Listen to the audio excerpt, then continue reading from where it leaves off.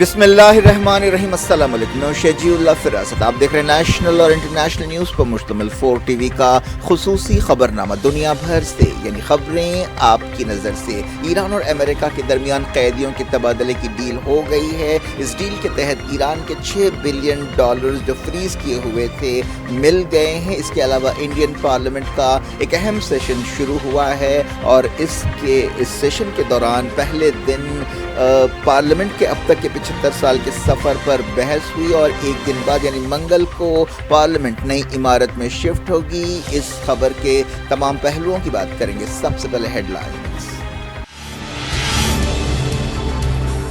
ایران سے 5 US citizens, امریکہ میں 5 ایرانی شہریوں کی رہائی، قیدیوں کے تبادلے کی ڈیل پر عمل، $6 بلین ایرانی اکاؤنٹس میں ٹرانسفر۔ ڈیل میں قطر کا اہم رول، صدر رئیسی نے کہا جیسا چاہے رقم استعمال کریں گے، امریکی شرطیں رد۔ سعودی عرب نے اسرائیل کے ساتھ امن بات چیت روک دی، مسجد اقصی میں یہودی آباد کاروں کی خلاف ورزیوں پر غصے کا اظہار۔ UN جنرل اسمبلی کا 78واں سیشن شروع، ماحولیاتی تبدیلی، غریبی، جنگ اور دوسرے مسائل پر بات ہوگی۔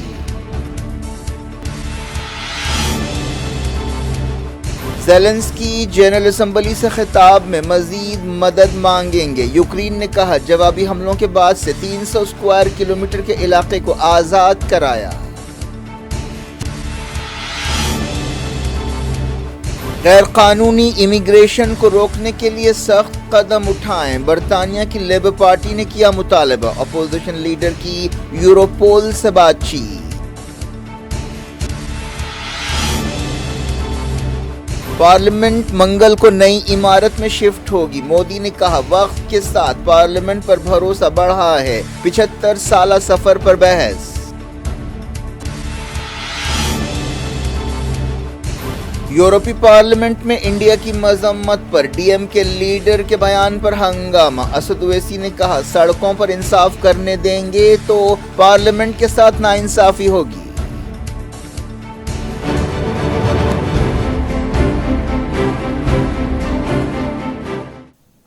ہیڈ لائنز آپ نے دیکھی، اب خبروں کی تفصیل کی طرف آپ کو لیے چلتے ہیں۔ ایران نے اس کے فریز کیے ہوئے $6 بلین کے بدلے بعض امریکی شہریوں کو رہا کر دیا ہے۔ اس ڈیل کے تحت 5 ایرانیوں کو بھی امریکہ سے رہا کر دیا گیا ہے اور اب انہیں ان کے ملک واپس بھیجا جا رہا ہے۔ بتایا گیا کہ 4 مرد اور 1 عورت جو ایران اور امریکہ کی دوہری شہریت رکھتے ہیں اب کسی بھی وقت تہران سے اڑ سکتے ہیں۔ ایرانی عہدیداروں نے اس سے پہلے بتایا کہ وہ $6 بلین کے ٹرانسفر کا انتظار کر رہے تھے۔ یہ رقم ساؤتھ کوریا کو تیل بیچنے سے حاصل ہوئی تھی۔ یہ رقم دوحہ کے بینکوں میں ٹرانسفر کر دی گئی۔ معلوم ہوا کہ اس طرح کی ضابطے کی کارروائی پوری کرنے کے بعد ان قیدیوں کو ایئرپورٹس کی طرف لے جایا گیا۔ دوسری طرف 5 ایرانیوں کو بھی رہا کر دیا گیا اور وہ بھی کہیں بھی جا سکتے ہیں۔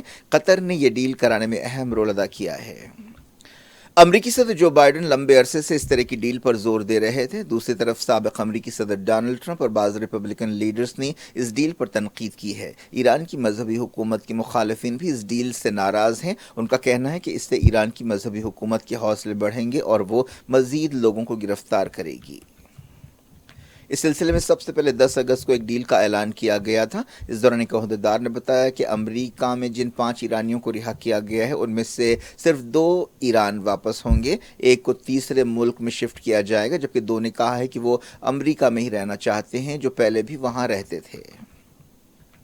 ایران سینٹرل بینک کے چیف نے اعلان کیا ہے کہ سوئٹزرلینڈ سے قطر میں کام کرنے والے ایرانی اکاؤنٹس میں رقم پہنچ چکی ہے۔ یہ رقم 6 ایرانی اکاؤنٹس میں پہنچی۔ اس دوران دوحہ انٹرنیشنل ایئرپورٹ پر کافی سرگرمیاں دیکھی گئی جہاں پر تہران سے امریکی شہریوں کی فلائٹ پہنچ رہی ہے۔ ایران کے صدر ابراہیم رئیسی نے کہا کہ تہران فیصلہ کرے گا کہ اس رقم کا وہ کیسے استعمال کرنا چاہتا ہے۔ اس طرح انہوں نے امریکہ کے دباؤ اور شرطوں کو رد کر دیا۔ رئیسی نے کہا کہ یہ رقم ایرانی عوام کی ہے، ایران کی حکومت کی ہے، اسی لیے اسلامی جمہوریہ ایران فیصلہ کرے گا کہ اس رقم کا کیا کرنا ہے۔ ایران نے اس سے پہلے کہا تھا کہ یہ ایسے اکاؤنٹس میں رکھی جائے گی، یعنی امریکہ نے اس سے پہلے کہا تھا کہ یہ رقم ایسے اکاؤنٹس میں ڈالی جائے گی جن کا استعمال انسانی بھلائی کے کاموں جیسے دواؤں اور کھانے کے لیے کیا جا سکتا ہے۔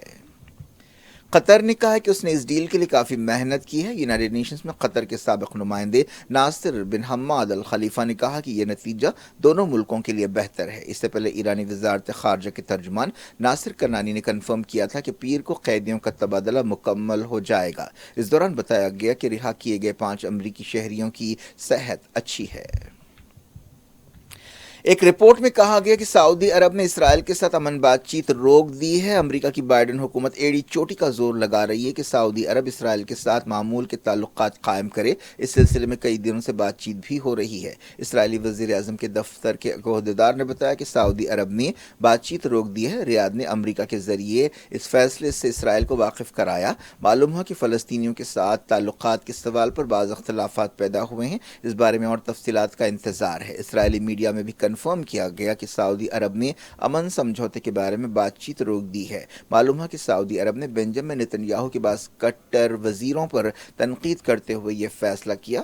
اس دوران فلسطین انفارمیشن سینٹر نے بتایا کہ سعودی عرب نے مسجد اقصی میں یہودی آباد کاروں کی سرگرمیوں پر تنقید کی۔ ایک بیان میں سعودی وزارت خارجہ نے خاص طور پر اتوار کے واقعات کی مذمت کی۔ یہودی نئے سال کے موقع پر بڑے پیمانے پر اسرائیلی آباد کاروں نے فوج اور پولیس کی نگرانی میں اقصی کے تقدس کی پامالی کی۔ اس موقع پر فلسطینی نمازیوں پر حملے کیے گئے۔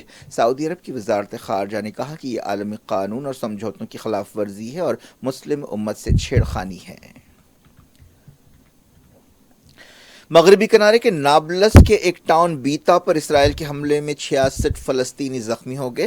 فلسطین انفارمیشن سینٹر نے یہ بات بتائی۔ اس کارروائی کے دوران کئی گھروں پر چھاپا مارا گیا۔ اسرائیلی فوج کے حوالے سے بتایا گیا کہ وہ بعض فلسطینی ملیٹنٹس کی تلاش کر رہے تھے۔ کئی محلوں میں جھڑپیں ہوئیں۔ ان جھڑپوں کے دوران آنسو گیس شیلز کا بھی استعمال کیا گیا۔ کئی لوگوں کو ہاسپٹل میں شریک کیا گیا۔ ان میں سے بعض زخمی ہیں اور بعض کو دم گھٹنے کی شکایت ہے۔ اس دوران مقامی مسجدوں سے اپیل کی گئی کہ لوگ گھروں سے باہر نکلیں اور قابض فوج کا مقابلہ کریں۔ آخری خبریں ملنے تک علاقے میں تناؤ تھا۔ یوکرین کے صدر وولڈیمیر زیلنسکی نے کہا ہے کہ وہ جنرل اسمبلی سے خطاب میں کیف کے لیے مزید مدد کی اپیل کریں گے۔ زیلنسکی نے کہا کہ ان کی فوجوں نے باخمت کے قریب ایک اور گاؤں پر قبضہ کر لیا ہے۔ یو این جنرل اسمبلی کا سالانہ سیشن پیر سے شروع ہو گیا ہے۔ یوکرین کی فوج نے کہا ہے کہ اس نے اپنے جوابی حملے شروع ہونے کے بعد سے 300 اسکوائر کلومیٹر کے علاقوں کو آزاد کرایا ہے۔ خیرسون میں رشیا کی تازہ شیلنگ میں 2 بزرگ ہلاک ہو گئے۔ اڈیشہ میں سویلین انفراسٹرکچر پر بھاری بمباری کی گئی۔ اس دوران چائنا کے وزیر خارجہ وانگ ای ماسکو پہنچے، جہاں وہ رشیا کے وزیر خارجہ سرجی لاوروف سے یوکرین جنگ اور دوسرے مسائل پر بات چیت کر رہے ہیں۔ انٹرنیشنل کورٹ آف جسٹس میں یوکرین اور رشیا کے عہدیداروں کا آمنا سامنا ہوا۔ ماسکو نے ایسٹ یوکرین میں نسل کشی کا الزام لگایا ہے۔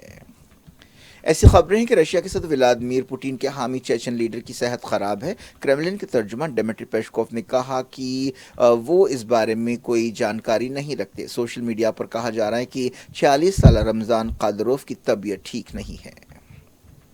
یو این جنرل اسمبلی میں حصہ لینے کے لیے لیڈرز اور وزیروں کے پہنچنے کا سلسلہ جاری ہے۔ یہ 78واں U N General Assembly session ہے۔ جنرل اسمبلی 18 سے 26 ستمبر تک جاری رہنے والی ہے، جس میں ماحولیاتی تبدیلی، غریبی، جنگ، مہنگائی، سیکیورٹی اور انسانی ضرورتوں کے علاوہ بڑھتی ہوئی نابرابری جیسے مسائل پر غور کیا جائے گا۔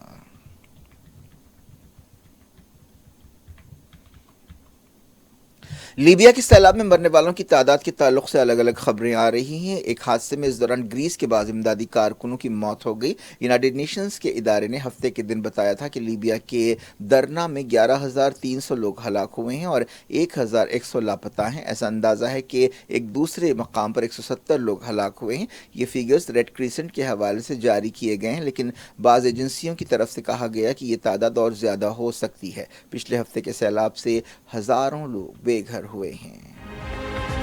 برطانیہ کی لیبر پارٹی کے لیڈر نے غیر قانونی امیگریشن کو روکنے کے لیے سخت قدم اٹھانے کی تجویزیں پیش کی ہیں۔ Labour party leader care Starmer نے یورپی یونین کی پولیس فورس یوروپول سے بات چیت کرتے ہوئے سرحدوں پر کنٹرول نرم ہونے پر فکر مندی کا اظہار کیا اور کہا کہ انگلش چینل کے ذریعے مائیگرنٹس کے سیلاب سے مسئلے کی سنگینی کا اندازہ ہوتا ہے۔ انہوں نے کہا کہ کنزرویٹو پارٹی کی پالیسیوں کی وجہ سے 1 لاکھ لوگ برطانیہ میں داخل ہو سکتے ہیں جو پناہ کی تلاش میں ہیں۔ انہوں نے کہا کہ لیبر پارٹی کی حکومت کی پالیسی اس سے الگ ہوتی۔ رشی سونک نے اس دوران لیبر پارٹی کی تجویزوں پر تنقید کی ہے۔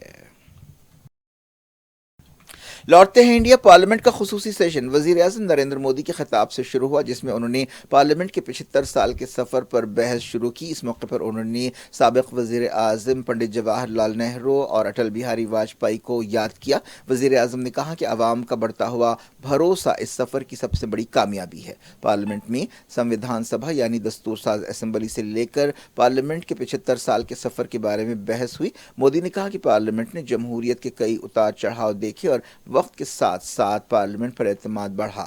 وزیر اعظم نے کہا کہ آئیے ہم نئی امید کے ساتھ پارلیمنٹ کی نئی عمارت میں داخل ہوں۔ انہوں نے پرانی عمارت کی ہر اینٹ کو خراج پیش کیا۔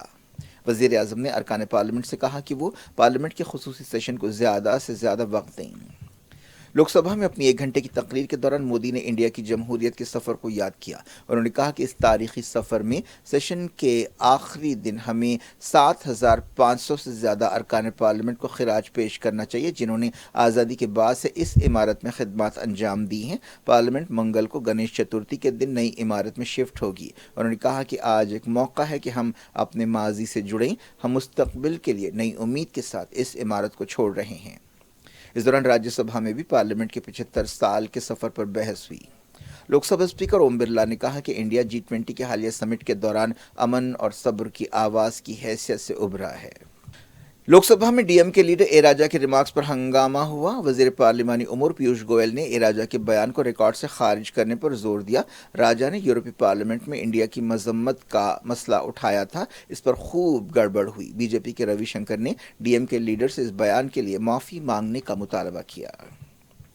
حکومت نے پارلیمنٹ کا 5 روزہ سیشن بلایا ہے۔ حکومت اس سیشن میں 8 بلز پیش کرنے والی ہے۔ اس دوران اس بارے میں سسپنس برقرار ہے کہ کیا حکومت کوئی حیران کرنے والا اچانک قدم اٹھا سکتی ہے۔ اس دوران کئی پارٹیوں نے ویمن ریزرویشن بل پیش کرنے پر زور دیا۔ اس دوران پیر کی شام کیبنٹ کی ایک میٹنگ ہوئی جس میں بعض اہم فیصلے کیے گئے۔ صدر مجلس اسد الدین اویسی نے لوک سبھا میں 1984 میں سکھوں کی نسل کشی، بابری مسجد کی شہادت، مظفر نگر کے فسادات اور گجرات کے فسادات کا مسئلہ اٹھایا۔ انہوں نے کہا کہ اگر ہم لوگوں کو سڑک پر انصاف کرنے دیں گے تو یہ ہماری پارلیمنٹ کے ساتھ ناانصافی ہوگی۔ پارلیمانی سفر کی تکمیل پر ہم بحث کر رہے ہیں۔ میں سب سے پہلے اپنی جانب سے خراج عقیدت پیش کرنا چاہوں گا مولانا حفظ الرحمان صاحب کو، جو پہلی اور دوسری پارلیمنٹ کے ممبر تھے، میرے قائد سالار ملت صلاح الدین اویسی کو، سلیمان سیٹھ صاحب کو اور مولانا بنات والا صاحب کو۔ جناب محترم، اس ایوان کی ناکامیوں کا بھی ذکر ہم کو کرنا ضروری ہے۔ 75 سال کا تاریخی سفر اس ایوان نے مکمل کیا۔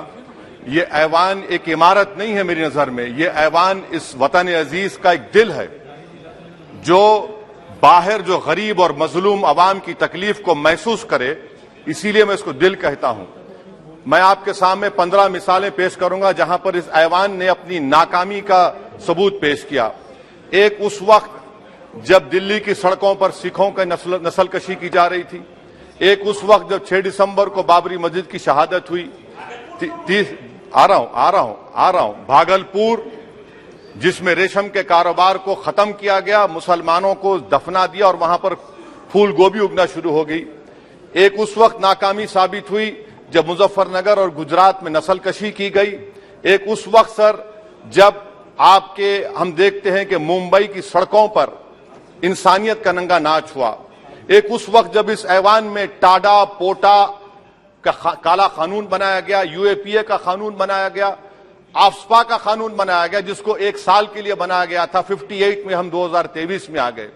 ایک اس وقت ناکامی ثابت ہوئی جناب جب ہم دیکھ رہے ہیں کہ آج یہ جو دل ہے، بھارت کا دل ہے، یہ ہندوستان کا، انڈیا کا دل ہے، آج غریبوں میں، مظلوموں میں، مسلمانوں میں، کشمیر کی عوام میں، دلتوں میں، آدیواسیوں میں इस ऐवान की मोहब्बत और एतमाद खत्म हो रहा है, कम हो रहा है। इसीलिए जनता सड़कों पर आकर एहतजाज कर रही है, क्योंकि उनको लग रहा है कि ये इमारत बन चुकी है, हमारा दिल नहीं है। चाहे CAA का प्रोटेस्ट हो, चाहे किसानों का प्रोटेस्ट हो, चाहे शेड्यूल कास्ट के रिजर्वेशन का मसला हो। इसीलिए मैं आपके जरिए हम तमाम को मुतनब्बे करना चाह रहा हूं कि अगर हम रोडों पर इंसाफ करना जनता को अलाउ करेंगे, इस ऐवान को दिल नहीं रखेंगे, तो याद रखिए ये हमारी पार्लियामानी जमहूरियत के लिए बड़ा नुकसानदेह साबित होगा। और नुकसानदेह इसलिए भी होगा कि क्या हमको अपने ख्वाब गफलत से, अपनी जिम्मेदारियों से निभाने के लिए क्या भगत सिंह को आके बैठना पड़ेगा ऊपर कि देखो तुमने 75 साल में कैसा कानून बनाया और किसको कहां तक पहुंचा दिया। स्पीकर जनाब, इसीलिए मैं कह रहा हूं कि हम तमाम को अपनी जिम्मेदारियों को निभाना पड़ेगा। ये इमारतें ईंट से बनी हुई जरूर हैं, मगर ये इस इमारत में दिल है। इस इमारत को दिल के तौर पर बरकरार रखना पड़ेगा। स्पीकर सर, एक और मिसाल दे रहा हूं जहां पर इस ऐवान की नाकामी है। सर, अब तक लोकसभा के कितने 899 मेंबर कामयाब हुए।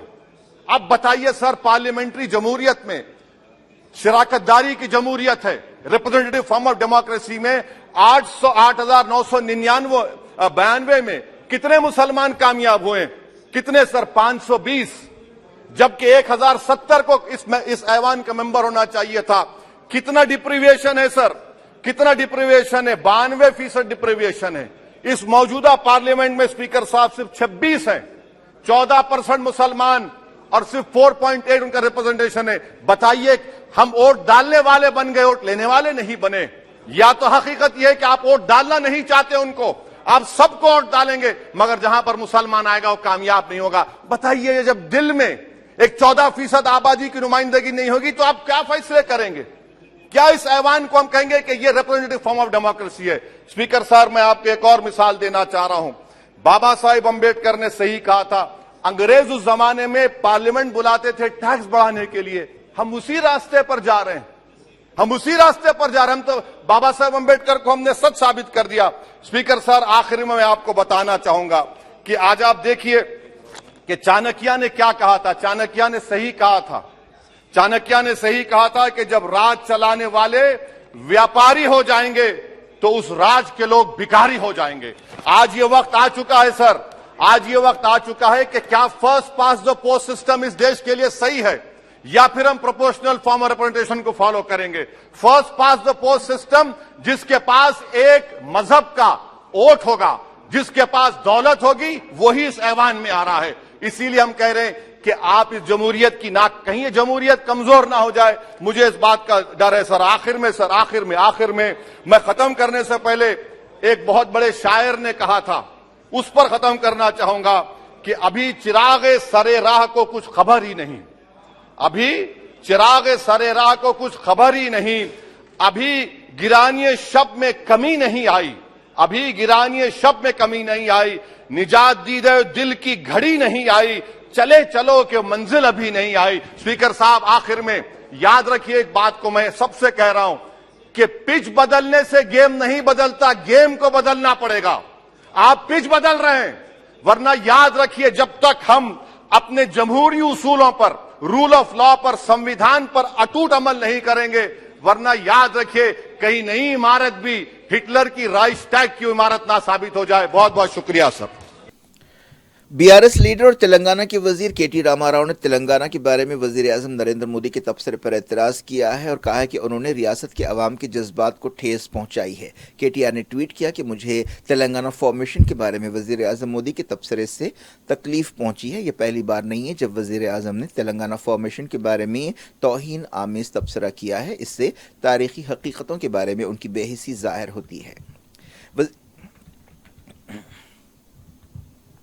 वज़ीर आज़म ने पार्लियामेंट सेशन के पहले दिन खिताब करते हुए कहा था कि तेलंगाना मुनासिब अंदाज में नहीं बनाया गया। तेलंगाना रियासत के हक़ को छीनने के लिए कई कोशिशें की गईं, काफ़ी खून बहा। तेलंगाना फॉर्मेशन के बाद न तेलंगाना और न आंध्र प्रदेश में कोई जश्न मनाया गया क्योंकि इससे तलखियों के बीज बोए गए थे। तमिलनाडु की AIADMK ने कहा है कि बीजेपी के साथ उसका इत्तेहाद खत्म हो गया है और इलेक्शन से पहले इस बारे में फैसला किया जाएगा। AIADMK लीडर जया कुमार ने यह बात बताई। यह ऐलान तमिलनाडु में बीजेपी के लिए एक धक्का है। کیا کچھ ہو رہا ہے آپ کی دنیا میں؟ آخر میں ہیڈ لائنز دنیا بھر سے ایک بار پھر دیکھتے ہیں۔ ایران سے 5 US سٹیزنز، امریکہ میں 5 ایرانی شہریوں کی رہائی، قیدیوں کے تبادلے کی ڈیل پر عمل، $6 بلین ایرانی اکاؤنٹس میں ٹرانسفر۔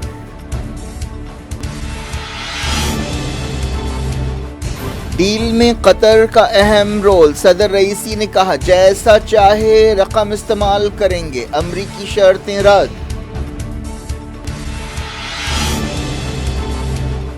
سعودی عرب نے اسرائیل کے ساتھ امن بات چیت روک دی، مسجد اقصی میں یہودی آباد کاروں کی خلاف ورزیوں پر غصے کا اظہار۔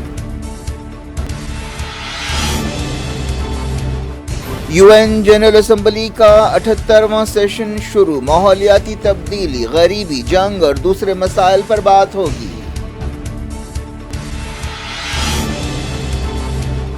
زیلنسکی جنرل اسمبلی سے خطاب میں مزید مدد مانگیں گے، یوکرین نے کہا جوابی حملوں کے بعد سے 300 اسکوائر کلومیٹر کے علاقے کو آزاد کرایا۔ غیر قانونی امیگریشن کو روکنے کے لیے سخت قدم اٹھائیں، برطانیہ کی لیبر پارٹی نے کیا مطالبہ، اپوزیشن لیڈر کی یوروپول سے بات چیت۔ پارلیمنٹ منگل کو نئی عمارت میں شفٹ ہوگی، مودی نے کہا وقت کے ساتھ پارلیمنٹ پر بھروسہ بڑھا ہے، 75 سالہ سفر پر بحث۔ یورپی پارلیمنٹ میں انڈیا کی مذمت پر DM کے لیڈر کے بیان پر ہنگامہ، اسد اویسی نے کہا سڑکوں پر انصاف کرنے دیں گے تو پارلیمنٹ کے ساتھ ناانصافی ہوگی۔